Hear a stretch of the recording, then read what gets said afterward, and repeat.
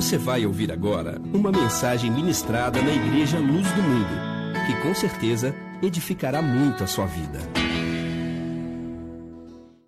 Eu estava pensando, meditando a respeito de algumas coisas que Deus ministrou muito forte no meu coração nesse final de semana. A gente olha para aquilo que havia acontecido com o povo de Israel, e aquele povo tinha um perfil de um povo que foi levado ao cativeiro e escravizado por muitos anos. Aquele povo era um povo que andava, que peregrinava, era um povo que vivia, que tinha uma cultura, era um povo que tinha uma tradição, e por causa de uma circunstância que eu creio que quase todos conhecem a história, por causa de uma fome muito grande que assolou aquela região naquela época, Jacó sobe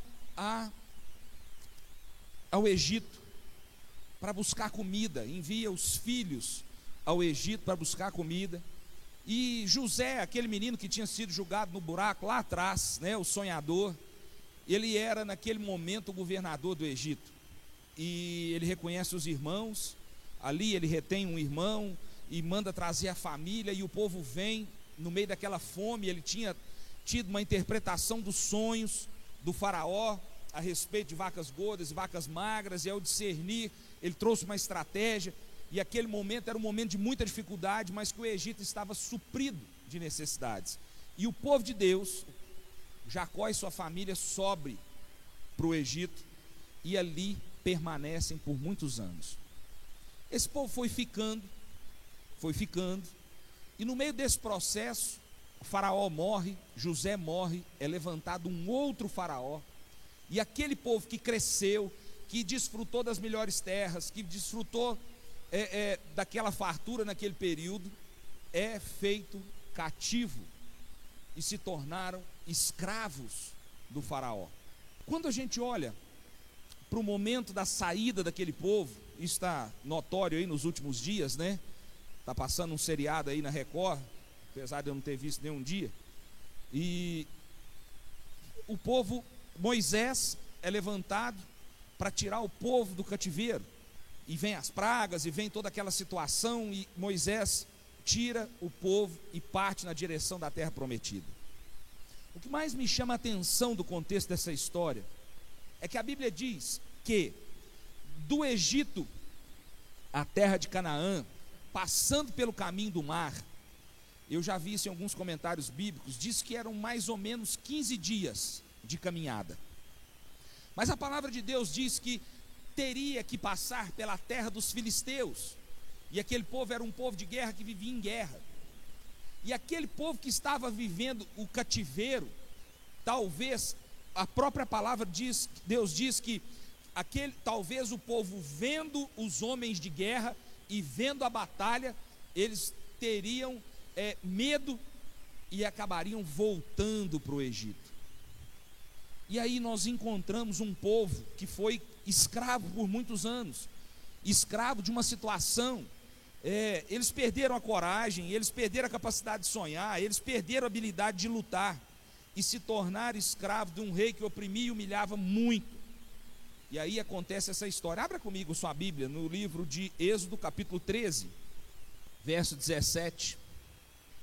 Quando o faraó deixou sair o povo, Deus não o guiou pela rota da terra dos filisteus, embora esse fosse o caminho mais curto, pois disse: se eles se defrontarem com a guerra, talvez se arrependam e voltem para o Egito.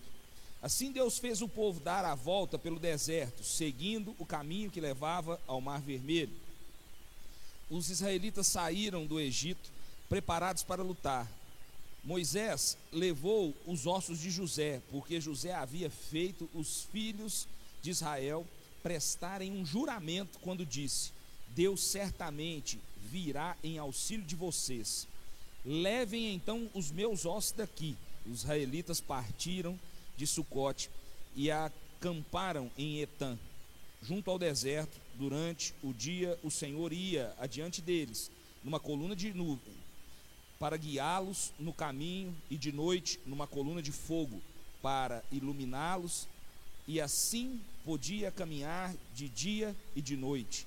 A coluna de nuvem não se afastava do povo de dia, e nem a coluna de fogo de noite. Amém? Abre só um parênteses aqui, deixa eu te contar uma história. Essa questão de saber que haveria o dia da visitação de Deus. José faz com que o povo fizesse uma promessa dizendo: não deixem os meus ossos no Egito. Passa alguns anos, os ossos de José foram enterrados perto do Gólgota, no Getsêmani, numa parte que eu não me lembro bem o nome agora, mas ele é enterrado ao lado.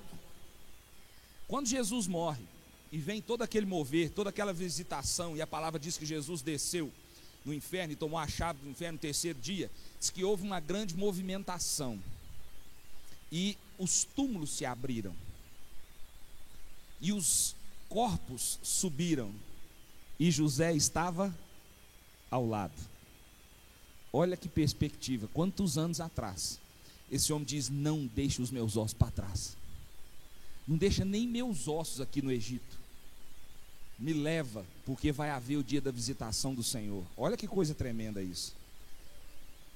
Mas, olhando para essa história, queridos, nós vamos encontrar aqui, Deus orienta Moisés, e esse povo, por causa do modelo do cativeiro, eles foram sendo moldados, eles perderam a capacidade de sonhar, eles perderam parte da sua cultura, eles perderam parte da sua, como que eu posso dizer? Na verdade, eles perderam parte da sua própria personalidade. Eles também perderam a capacidade de lutar por muitos anos, parados, sem movimentação com isso.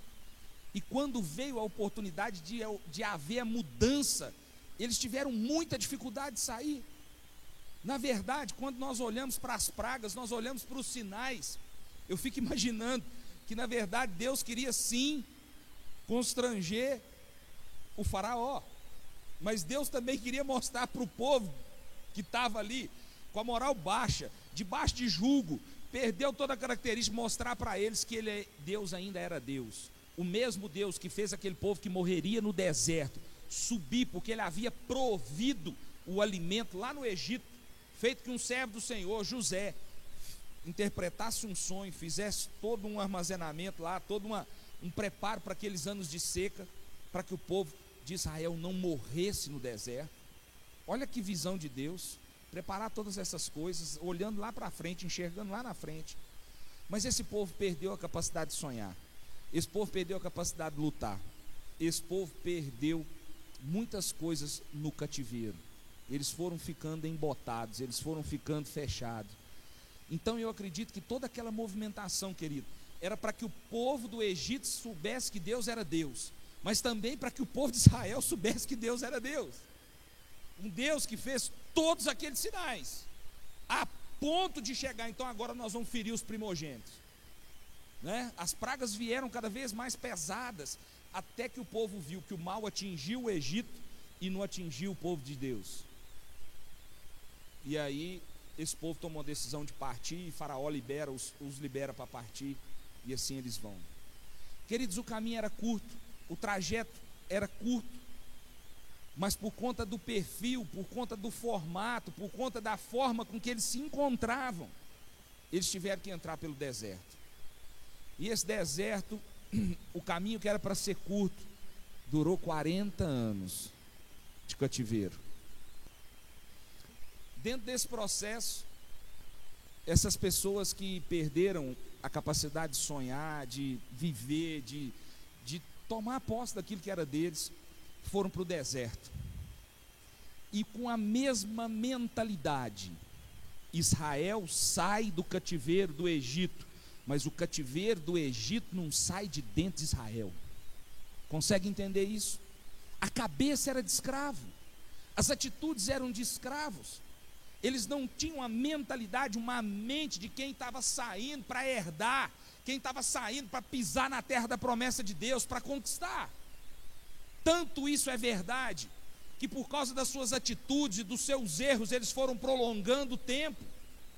E quando tem a oportunidade de entrar na terra, pega-se os 12 príncipes, talvez os 12 homens mais bem preparados para poder espiar a terra. E aqueles homens foram. Mas a palavra de Deus diz que dos 12, 10 voltaram com uma notícia que esfriou o coração do povo. Vamos entender um pouco disso. Deus fala assim: eu sou Deus e vou mostrar para vocês que eu sou Deus. Manda as pragas, arrebenta com tudo, abre o mar vermelho, põe uma nuvem de dia, põe uma tocha de fogo à noite, falta pão, manda o maná do céu, o povo cansa de comer maná, manda a chuva de codorna, e Deus vai se manifestando. Não tem água, bate na rocha, sai água da pedra, o povo bebe água no deserto, e Deus vai se manifestando àquele povo. Deserto não é lugar de morar, eu falo muito isso. Deserto é um lugar aonde se cria identidade, é um lugar onde está você e Deus. Quando a gente fala assim: ah, pastor, estou vivendo um deserto tem 10 anos, irmão, tem um trem errado. Deserto é um lugar de passagem. Deserto é um lugar onde ninguém te vê e você não vê ninguém, mas é um momento onde você clama a Deus e Deus manifesta a sua glória. Deserto é o lugar de construir identidade na vida do cristão. Deserto não é lugar para morar. Ah, minha vida está um deserto tem 10 anos, tem um trem errado, irmão. Deserto é um lugar de passagem, é um lugar de criar identidade, e Deus manifesta a sua glória em todo o tempo, para que aquele povo soubesse que esse é o meu Deus, é o Deus de Israel, é o Deus que trouxe as pragas para o Egito, que nos libertou do Egito, fez o mar vermelho abrir, nos mostrou a glória de dia e de noite, nos trouxe provisão e nos prometeu uma terra. 12 vão à terra e somente 2 voltam com boas notícias. Eu fico imaginando, um chegou e falou assim: ó o tamanho das uvas, gastam 2 homens para carregar um cacho de uva. Aí eu acredito que alguém já olhou, né? No meio assim, de vez em quando a gente encontra alguém assim, né? Os caras falaram: não, vai perder tudo, gasta 2 dias para comer uma uva, ela é desse tamanho. Ih, não dá nem para apanhar. Você conhece alguém assim, irmão? Mas não veio, né? Não frequenta aqui. Amém por isso. Então essa possibilidade, essa circunstância de olhar para as coisas, mas por que eles não conseguiam enxergar? 2 chegaram e falaram: olha, a terra mana leite e mel, a terra tem fartura, a terra tem, aquilo que Deus falou é aquilo que tem na terra. Mas teve uma turma que já chegou e trouxe uma notícia esfriando o coração dos outros. Queridos, vamos entender um pouquinho disso. O que aconteceu que 12, nós não estamos falando de 12 qualquer, nós estamos falando de 12 homens preparados para governar suas tribos. A Bíblia os chama de 12 príncipes. O que foi que fez com que esses homens não enxergassem aquilo que os 2 enxergaram? A unção da hiena, né? Ó dia, ó céu, ó azar, aquela história, né? Que o cara olha para a bênção e não consegue enxergar a bênção. Ele olha para a perspectiva e ele não consegue enxergar a perspectiva. Ele olha para o fruto da promessa, que era lá os cachos de uva, e a terra tinha toda a sua produção, e eles não conseguem enxergar a promessa de Deus. Qual é a diferença desse povo em relação a um passarinho criado no cativeiro, e quando você abre a gaiola, ele tem tudo para voar, mas ele não consegue voar? Consegue entender o que eu estou dizendo? A maneira com que esse povo foi feito cativo, a maneira com que esse povo foi por muitos anos sendo trabalhado, a natureza daqueles homens foram mudando, a forma de pensar foi mudando, eles foram sendo condicionados como escravos. E aí a oportunidade que eles tiveram de entrar na terra da promessa, eles não conseguiram ver o lado bom da coisa.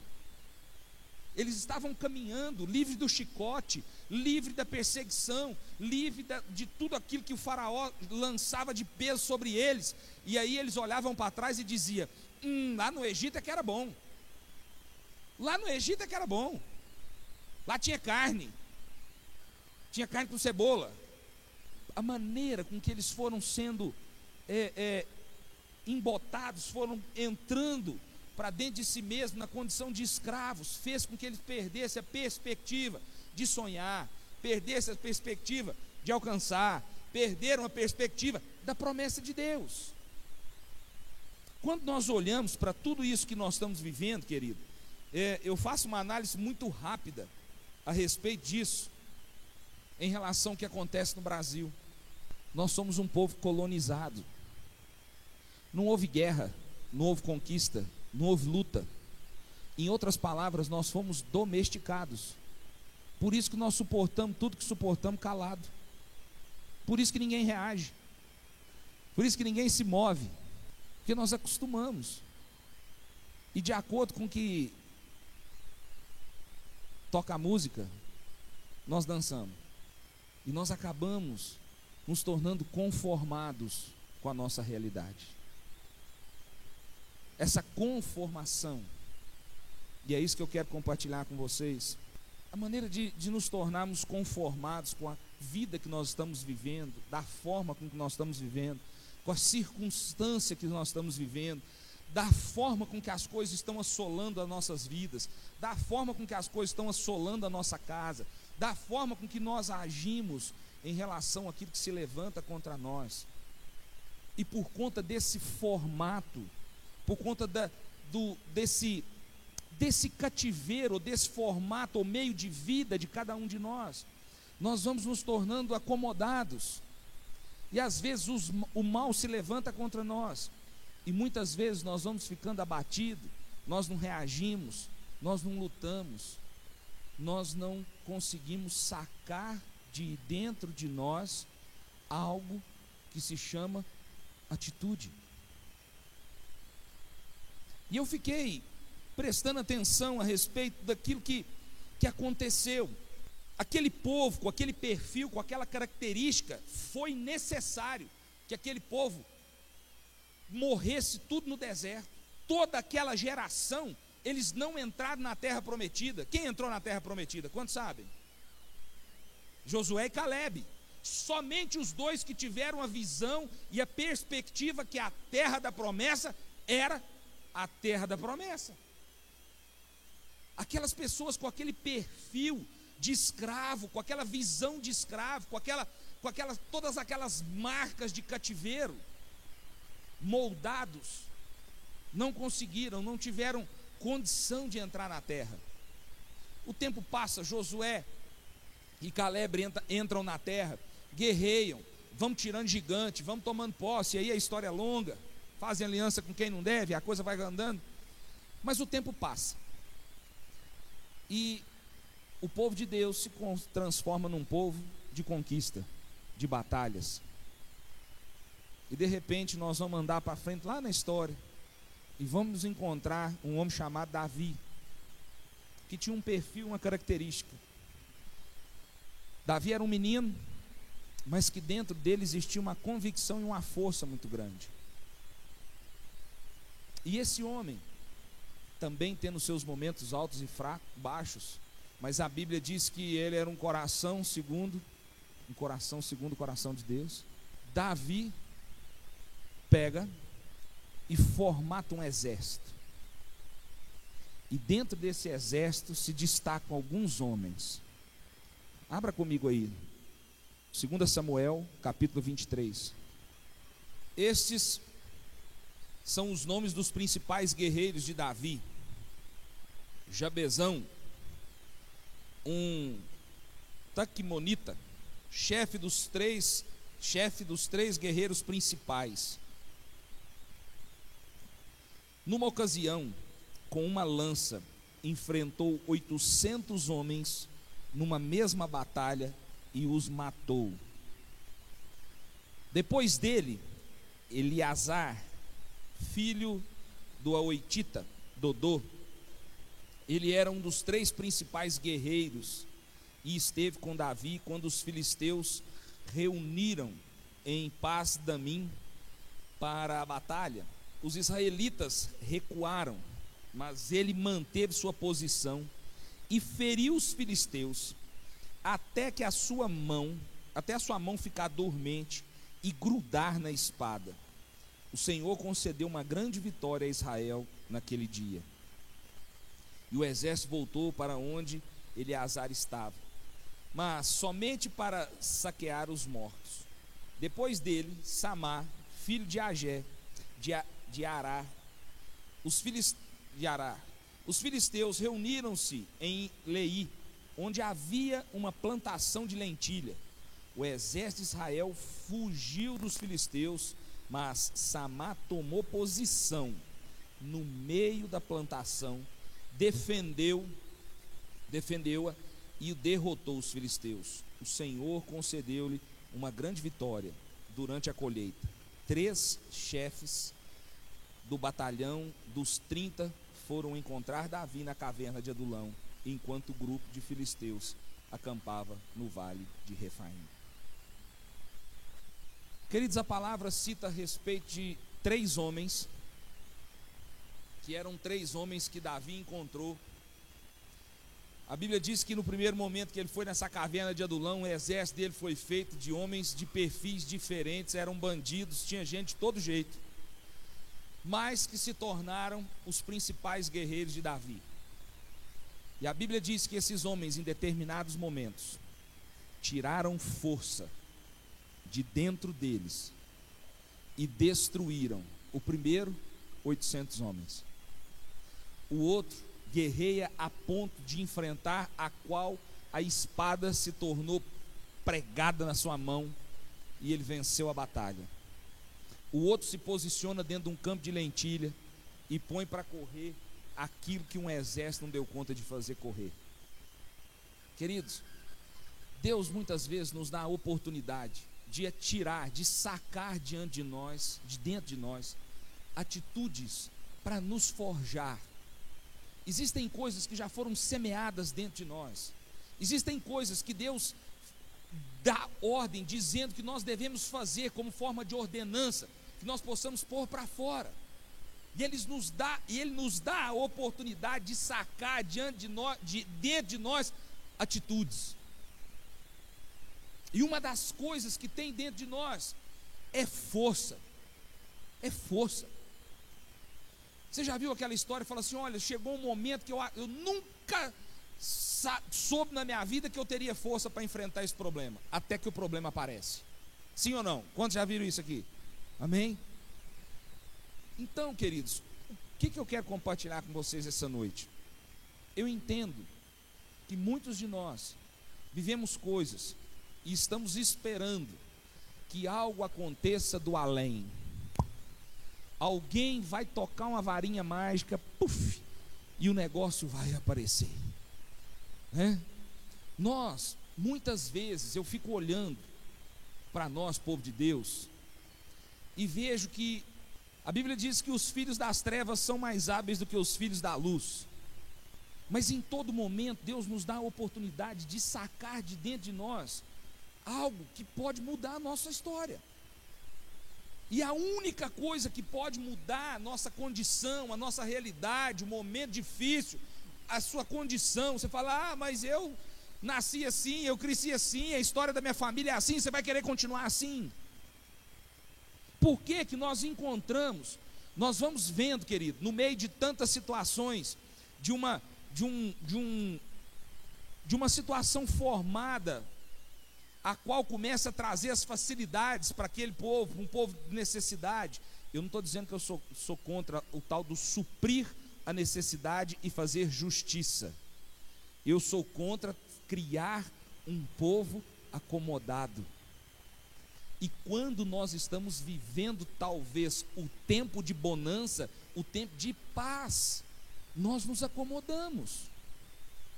E às vezes os momentos difíceis vêm para que nós nos tornemos melhor. O momento, a tribulação vem no nosso casamento, para o nosso casamento se tornar melhor. Não é para você largar, é para se tornar melhor. O momento de dificuldade financeira vem para você buscar algo melhor. Os desafios vêm, o concorrente toma o seu negócio para que você se torne mais eficaz. Porque nós achamos que a coisa cai do céu. E graças a Deus a bênção vem do céu. Amém? Mas eu estou dizendo que nós não nos preparamos. Porque para Deus qualquer coisa está bom. Hein? Ele me deu o dom. Porque Ele deu os dons, você não vai aperfeiçoar. Você te capacitou, então você não vai correr atrás. E o qualquer coisa está bom faz parte da vida de muitos de nós. De qualquer jeito está bom. Afinal de contas, eu acostumei com isso. Eu fico olhando para esses homens. Tem uma situação mais crítica aqui. Davi suspira e fala assim: nossa, eu queria tanto, putz, quem dera pudesse beber da água que está lá dentro de Israel, do poço. De repente os três chegaram com a água. A Bíblia diz que o exército de Israel o exército do filisteu tinha tomado Israel. E eles estavam lá, e a água devia ser vigiada, porque a água era fonte de provisão para aquele povo. Eles passaram por todo mundo, foram lá e trouxeram a água para o homem beber. A força, a eficácia, a forma de lidar com a situação fez com que eles fossem marcados como os heróis de Davi. Agora, cada um de nós tem uma história para ser escrita. Cada um de nós temos a oportunidade de escrever uma história. E a forma com que nós olhamos para esse processo vai determinar o nosso resultado final. A forma com que nós nos esforçamos, porque a oportunidade é dada a nós.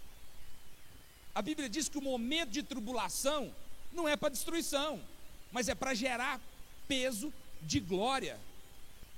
Se eu perco um cliente, por que eu perdi? Se eu sou mandado embora, por que eu fui? Se eu estou vivendo uma crise no casamento, por que eu estou vivendo uma crise no casamento? A palavra de Deus diz que a nossa vida foi feita para expressar e manifestar a glória de Deus. Aí nós temos um problema conjugal, nós separamos e manifesta a glória do diabo, porque ele venceu. Porque nós desistimos. Cada caso é um caso, beleza. Mas na maioria das vezes nós desistimos. E nós não nos capacitamos, e nós não nos empenhamos, e nós não nos movemos, e nós não nos preparamos. E Deus nos dá a oportunidade de sacarmos de dentro de nós talentos, força, situações para que nós possamos crescer e conquistar. O momento de tribulação não é para a morte. O momento de dificuldade não é para poder desistir. O momento da enfermidade, na maioria das vezes, a sentença não é para a morte, mas é para que a glória de Deus seja manifesta. Mas o problema é que a hora que nós temos essa oportunidade, nós não colocamos para fora a nossa capacidade, nós não colocamos para fora a nossa força, nós não colocamos para fora aquilo que nós temos inserido dentro de nós. Que nós alguns só vão encontrar no momento de extrema dificuldade. E aí você pergunta: mas por que uns são mais bem-sucedidos que outros? Porque além de se prepararem, viram a oportunidade, queridos. Eu fiquei pensando na vida desses três homens. Eles eram homens tementes a Deus, e eles buscaram força de si mesmo em Deus. Está entendendo o que eu estou dizendo? Eles usaram uma força além daquilo que estava implícito. Essa semana eu vi um vídeo do Ayrton Senna que me inspirou profundamente. Ele contando a respeito daquela vitória aqui no Brasil. Ele contando os detalhes que até tal volta ele tinha tantas marchas. E até tal volta ele tinha tantas marchas. E faltando acho que 6 voltas, só engatava a sexta. E quando terminou, diz ele que não suportava mais as dores no braço. Ele teve um espasmo muscular que ele não conseguiu sair do carro. Mas ele entendeu que era a hora dele. Ele entendeu que era o momento dele. Ele estava no Brasil esperando por aquele momento. E ele falou: ou vai, ou vai. E agora, deram a oportunidade, se eu não me engano, é para o Lewis Hamilton, há uns tempos atrás, de pilotar o carro que o Ayrton Senna ganhou a prova.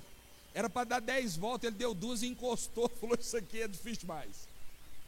Não tinha tecnologia que tem hoje, não tinha facilidade que tem hoje.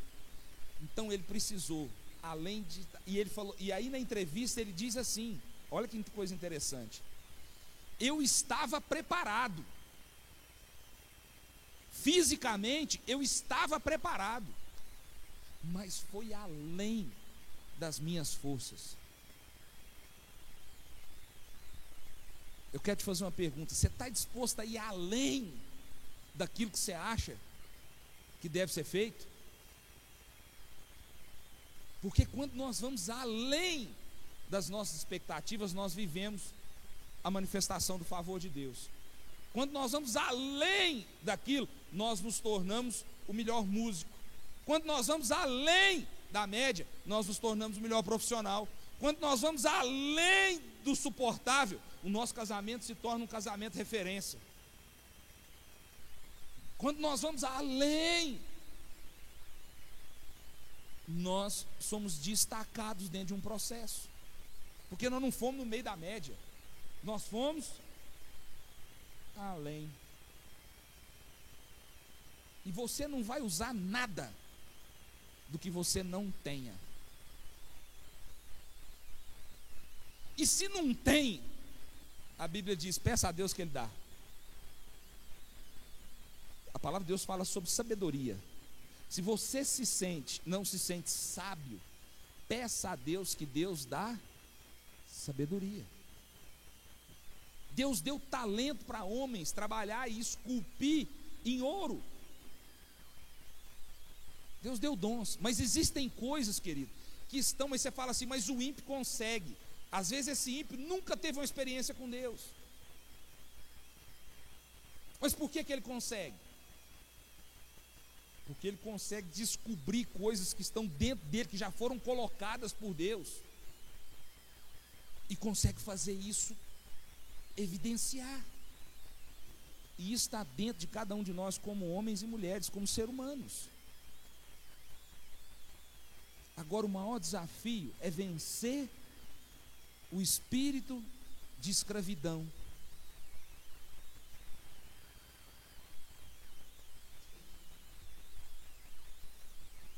Se alguém chegar para você hoje e disser: olha, é o seguinte, eu quero te dar o meu carro, e meu carro é uma BMW X6, qual seria a sua reação? Nossa, eu não mereço. Se você não merece, dá para mim, irmão. Mas eu não posso. O que os outros vão falar?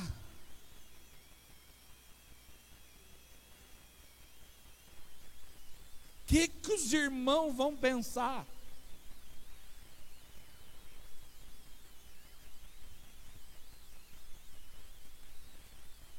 Então, nós lutamos contra um sentimento que muitas vezes nós fomos moldados a permanecer nele, por causa da nossa história, por causa da nossa criação, por causa do nosso sofrimento, por causa das nossas dores.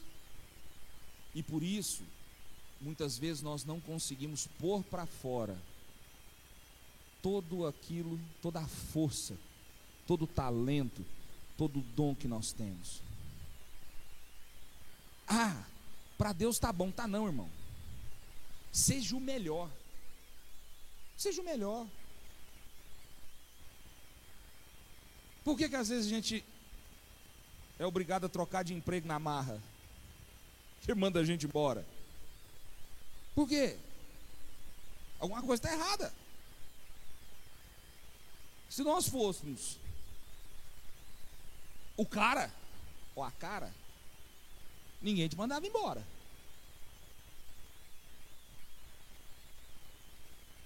Estão entendendo o que eu estou dizendo?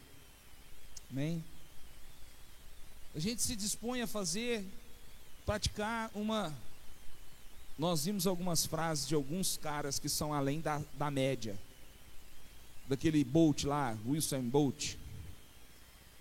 O cara é além da média. Ele diz o seguinte: o treinamento especial é o que todo mundo faz, eu fiz. Mas eu fiz mais. Eu fiz mais. E o fazer mais o fez campeão. Diferenciado. Então eu queria que vocês pensassem nisso. Amém? O que te impede se tornar o melhor? Sem falsa modéstia. Que às vezes alguém te elogia e você fala: não, você é bom naquilo que você faz. Os momentos de tribulação são para gerar peso de glória. Seu casamento fica ruim para se tornar melhor. As suas batalhas vêm para que você cresça. As oportunidades que nós temos é para que a gente possa desenvolver o talento e o dom que há em nós. Então, se você espera algo melhor de Deus, dê o seu melhor para Deus e para você mesmo.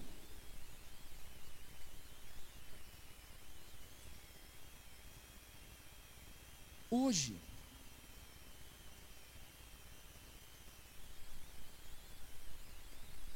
eu fiquei pensando, Deus começou a me trazer essa memória, e a história passa muito assim na minha cabeça, e tem coisas que nos marcam, porque todas as vezes que eu vi o povo sitiando a muralha de Jericó, eu vi uma muralha baixinha, um povo na areia, no deserto, sitiando aqui lá. E a Bíblia diz que no primeiro dia deram 7 voltas, no segundo dia deram 7 voltas, e assim por diante, até o 6º dia, e no 7, não, deram uma volta por dia, e no último dia deram 7 voltas. Aí um dia eu fui ler sobre Jericó, e a Bíblia conta que Jericó tinha sido edificada num outreiro, quer dizer, num lugar alto, e o entorno de Jericó era uma montanha. Era uma região das mais acidentadas. Aí você vê o povo marchando, né, nos filmes, né? Aquele desertão, aquele negócio. Não, o negócio era buraco, era barranco, era pé de morro. E todo dia eles dando uma volta. No último dia, 7 voltas. Então, às vezes, nós olhamos para as conquistas e não vemos os esforços que são gerados para as conquistas. Mas isso está dentro de nós. São dons e talentos que já foram colocados. Mas por causa da mentalidade, do formato, nós não conseguimos romper com eles. Eu não sou digno, eu não posso, eu não sei, o outro é melhor do que eu não vou conseguir. E nós vamos vivendo uma vida mediana. Mas eu quero te dizer que a gente pode viver o melhor de Deus, amém, queridos? Nós podemos ter uma nação transformada pela nossa atitude, viu? E eu não estou dizendo para você pegar um pedaço de pau e ir para a rua, não. Eu sei que às vezes dá vontade, mas não é isso. Eu estou falando que a nossa oração é poderosa nos seus efeitos. A palavra de Deus diz que a voz do justo, a oração do justo, ela é poderosa nos seus efeitos. A Bíblia diz que aquilo que nós ligamos na terra é ligado no céu, e aquilo que nós desligamos na terra é desligado no céu. Nós somos os representantes do reino de Deus aqui na terra. O problema é que no meio disso tudo nós estamos parados, porque até agora não bateu na nossa porta. E a gente só acorda quando a coisa bate na nossa porta. A gente só reage a um processo de enfermidade com fé, com oração, com campanha, quando tem enfermidade. A gente só corre atrás de consertar o casamento quando ele ficou ruim. Você tem a oportunidade de sair, passear, descansar, largar os meninos para trás, namorar. Ali. Não precisa ir muito longe. Mas a gente só faz depois que o troço estragou. Sim ou não? A gente só acorda para entender que nós não somos o melhor profissional quando chega aquele menininho novinho que está fazendo tudo que a gente devia ter feito há 10 anos dentro da empresa, e ele começa a fazer com 3 anos. Aí você fala: nossa, esses meninos não tiram a besta, não. Não, ele quer o seu lugar. Ele é inteligente, bobo somos nós, estamos dormindo. E assim vai acontecendo sucessivamente em todas as áreas das nossas vidas. Existem coisas que precisam ser tiradas de dentro de nós, esse modelo, esse perfil, essa mentalidade que às vezes nos impede de crescer. Mas existem coisas que foram colocadas por Deus, que estão prontas para sair diante de nós. Força, criatividade, capacidade, tudo isso está aí para ser arrancado para fora e a gente prosperar diante de Deus. Amém, queridos? Eu quero orar por isso, e eu quero que Deus traga a tua memória, que você faça uma reflexão a respeito do que você está vivendo, da sua situação. Ela é para crescimento. Ela é para crescimento.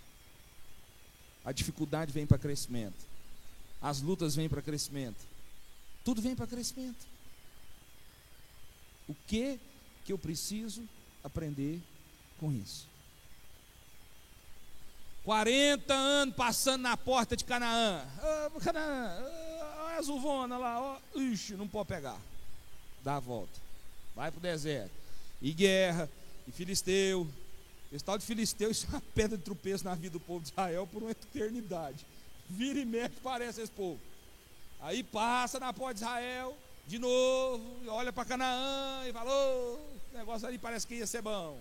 Aí um murmura, o outro ri de Moisés, pega a lepra. E aqui vai virar aquela confusão.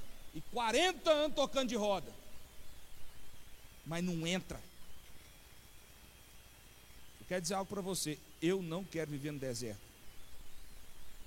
Não nasci para peregrinar no deserto, amém, irmão?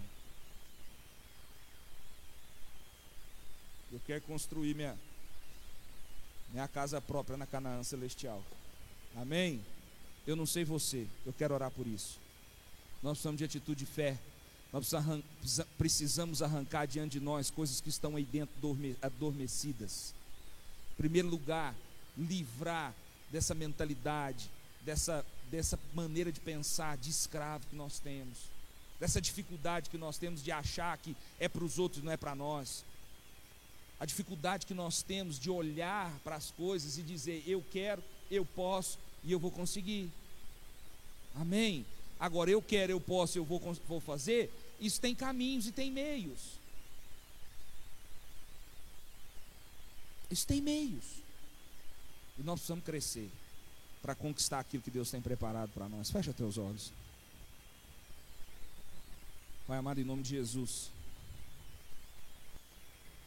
aquele povo que saiu do deserto, Senhor, o povo de Israel, teu povo, eles saíram do deserto com uma mentalidade de escravo.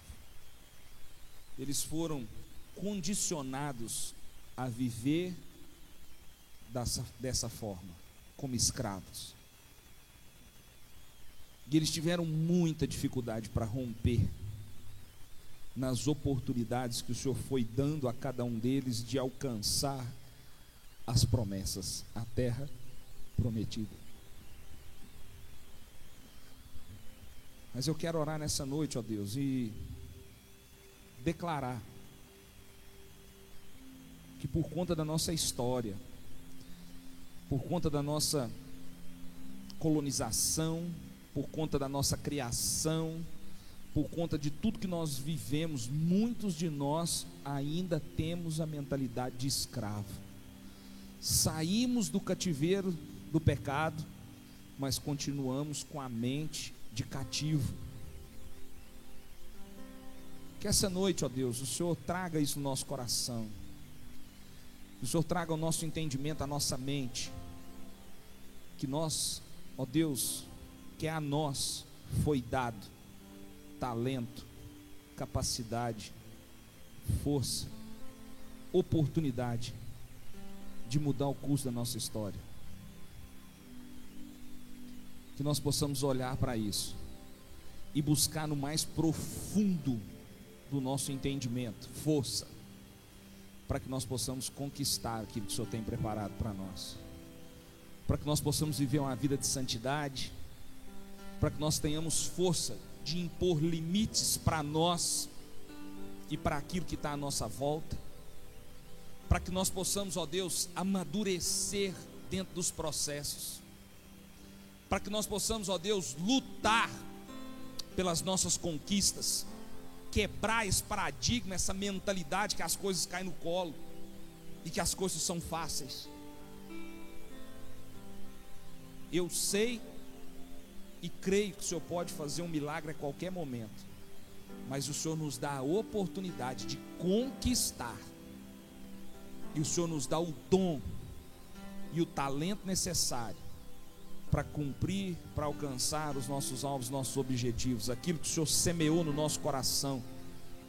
E eu quero te pedir que nessa noite o Senhor desperte isso nas nossas vidas, desperte isso no nosso coração, nos dê entendimento, força, ó Deus, para lutar contra a maré, para lutar contra as dificuldades, para lutar contra os pensamentos negativos, para lutar contra as vozes, para lutar, ó Deus, contra toda palavra de maldição lançada, para lutar, ó Deus, contra o comodismo, para lutar, ó Deus, contra todo o processo, contra a preguiça, contra todo o processo que nos impede a conquistar aquilo que o Senhor tem preparado para nós.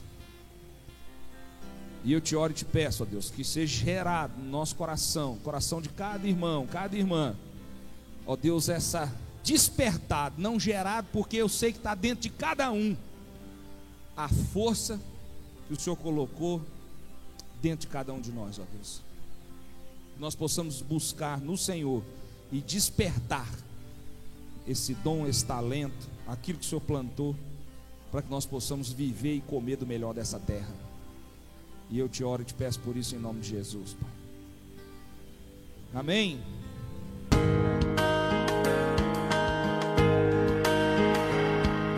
Você acabou de ouvir uma mensagem ministrada na Igreja Luz do Mundo. Para adquirir outras de nossas mensagens, ligue 0 Operadora 34 3226 5642. E que Deus te abençoe.